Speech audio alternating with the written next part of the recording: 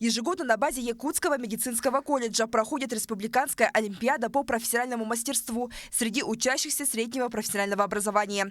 Участники соревнуются по 4 разным специальностям: лечебное дело, лабораторная диагностика, стоматология ортопедическая и технология эстетических услуг.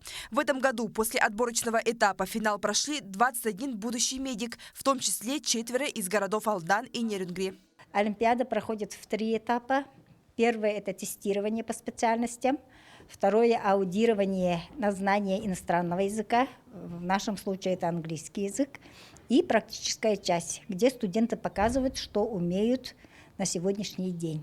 По направлению стоматологии ортопедической в Олимпиаде участвуют 5 студентов, в том числе и будущий зубной техник Ирина Кушкирина. По ее словам, эта профессия очень творческая и интересная, не такая, как другие. Она надеется от участия получить много ценного опыта. По блоку стоматологии, получается, были те вопросы, которые мы изучали в течение 3 лет. От этой олимпиады я ожидаю хорошего опыта, отличных результатов и надеюсь, что в будущем мне это очень пригодится. Экспертами в Олимпиаде выступают преподаватели, практикующие врачи, профессионалы в этой области. Члены жюри прежде всего на практической части оценивают навыки студентов, приобретенные за время обучения. Критерии какие у нас, как правило? Эстетика, функциональность и, в общем-то, все остальные факторы, влияющие на положительные эмоции пациентов.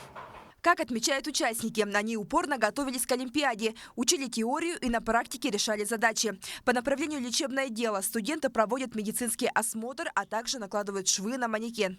Если там ребенок, значит, ребенка мы подбираем и маму подбираем. И с ней мы разговариваем, например, да, вообще, что беспокоит и так далее. И у пациента мы также его осматриваем полностью по всем органам и системам. Основной целью конкурса является повышение качества профессионального образования. По итогам Олимпиады будут выявлены 1-е, 2-е, 3-е места. И в дальнейшем победители смогут отправиться на всероссийский уровень. Светлана Амосова, Григорий Хлопков, Якутск.